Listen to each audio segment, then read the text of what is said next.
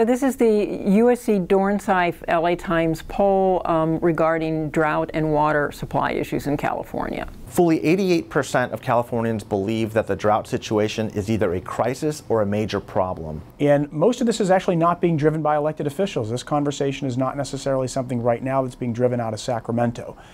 This is a news item that's being driven by the news, what people are reading, what they're seeing on TV, what they're hearing on the radio. One interesting aspect of that, though, is we also asked whether or not the drought had had a major impact on them, and only 16% said that it had a major impact. So you have this sort of dichotomy where they think it's a serious issue, but in terms of their personal lives and their families, most people said that it had, a minor impact on them.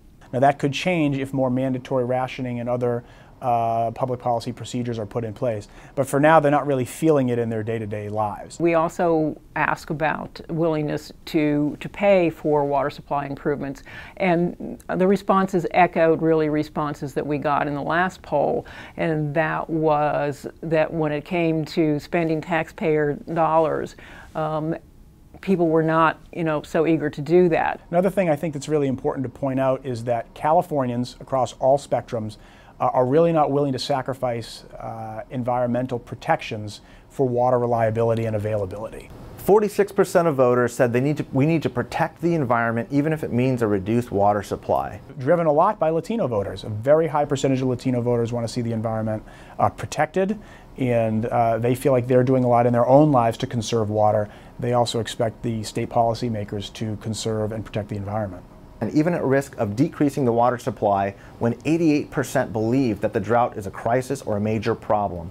That's a very significant indicator of just how deep environmentalism and environmental concerns run in the California psyche. So we also asked people what they thought were the major contributors to the drought, and we gave them a number of options. Agricultural use, people in general using too much water, climate change, things of that nature. And the two items that got the most response, one, logically, the top response was a lack of snow and rain, and also after that, people using too much water. But generally, they spread the blame around fairly evenly. They didn't really pick one sector of California and blame them for the water supply issues or water shortages. What we all are also seeing, though, is that, again, the vast majority of Californians believe that through personal conservation efforts, we can get out of or at least significantly alleviate these water concerns. What a lot of voters are doing right now is they are saying they are taking some of their own steps. Latino voters specifically, 95% had taken personal action